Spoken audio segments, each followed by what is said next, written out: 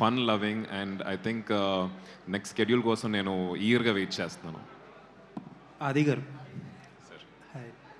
భయ్యా, ఒక యంగ్ యాక్టర్గా మీరు ఒక పక్కన హీరోగా చేస్తున్నారు, ఒక పక్కన విలన్గా చేస్తున్నారు, బ్రదర్గా చేస్తుంటారు.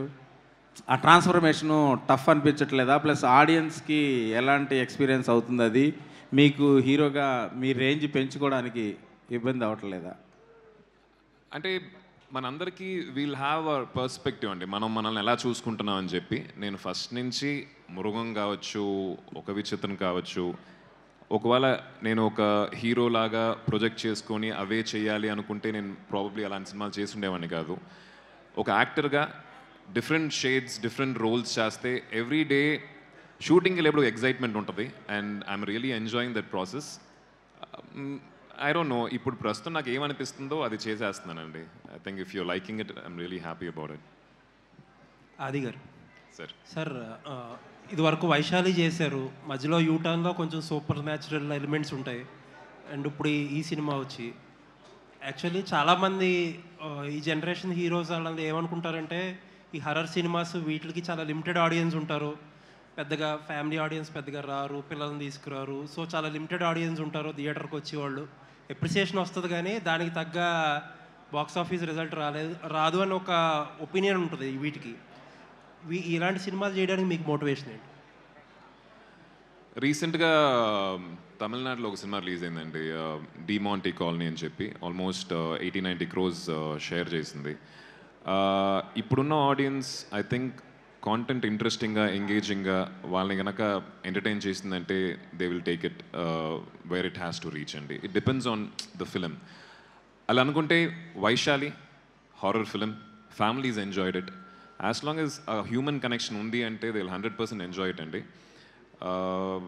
నాకు అదే నేను ఇందాక మాట్లాడుతున్నప్పుడు చెప్పినట్టు హారర్ అంటే మా ఫ్రెండ్స్ కూడా మీరు చెప్పినట్టు హారర్ ఎందుకు అనే ఒక కామన్ ఒక క్వశ్చన్ వచ్చింది.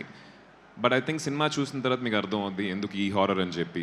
మేకింగ్ వాల్యూస్ కావచ్చు, పర్ఫార్మెన్స్ వాల్యూస్ కావచ్చు, ప్లస్ సినిమా చూసేప్పుడు ఇందాక నాని గారు చెప్పినట్టు ఒక చోట ఆయన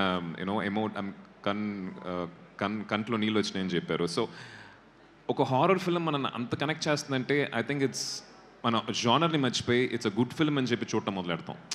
సో జానర్ కమ్స్ నెక్స్ట్ అనే ఒక ఇంటెన్షన్ నాకు సైన్ చేసినప్పుడే ఉండింది. అంటే చాలా పిక్కీగా ఉంటున్నారు, కొంచెం ఎక్కువ కనిపిస్తే బాగుండు అనిపిస్తుంది. లేదు, నాకు కూడా ఎక్కువ సినిమాలు చేయాలనే ఉందండి.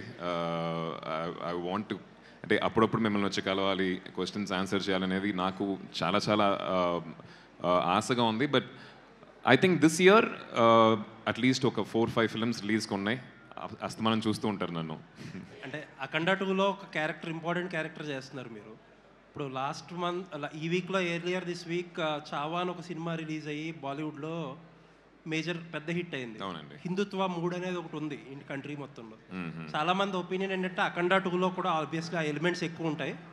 So under rated pan India material అని అంటున్నారు, ఎంతవరకు కరెక్ట్?